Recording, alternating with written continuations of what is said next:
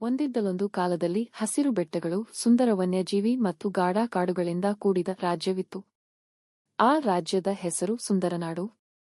ಆ ರಾಜ್ಯದ ರಾಜನಿಗೆ ಲೀಲಾವತಿ ಎಂಬ ತನ್ನ ಮನಸೆಳೆಯುವ ಧೈರ್ಯವಂತ ಯುವರಾಣಿ ಮಗಳಿದ್ದಳು. ಯುವರಾಣಿ ಲೀಲಾವತಿ ಅತಿಶಯ ಬುದ್ಧಿವಂತಳಾಗಿದ್ದಳು. ಅವಳು ಕೇವಲ ಅರಮನೆಯಲ್ಲಿ ಕಾಲ ಕಳೆಯುತ್ತಿದ್ದವಳಲ್ಲ, ಆಕೆ ಜನರೊಂದಿಗೆ ಮಾತನಾಡಲು, ಅವರ ನೋವು ಹಿಗ್ಗುಗಳನ್ನು ಅರಿಯಲು ರಾಜ್ಯದ ಪ್ರತಿಷ್ಠಿತ ಗ್ರಾಮಗಳಿಗೆ ಹೋಗುತ್ತಿದ್ದಳು. ಒಂದು ದಿನ ರಾಜ್ಯದ ಅಂಚಿನಲ್ಲಿ ಒಂದು ಭಯಾನಕ ಸಮಸ್ಯೆ ಉಂಟಾಯಿತು. ಹತ್ತಿರದ ಕಾಡಿನಲ್ಲಿ ಇರುವ ದಾಳಿಕೋರರು ಜನರನ್ನು ಕಾಡಿನಿಂದ ತಳ್ಳುತ್ತಿದ್ದರು. ಅವರ ಕೃಷಿ ನಾಶವಾಗುತ್ತಿತ್ತು. ರಾಜ್ಯಸಭೆಯಲ್ಲಿ ಆ ಸಮಸ್ಯೆಗೆ ಪರಿಹಾರವನ್ನು ಯಾರೂ ಸೂಚಿಸಲಿಲ್ಲ.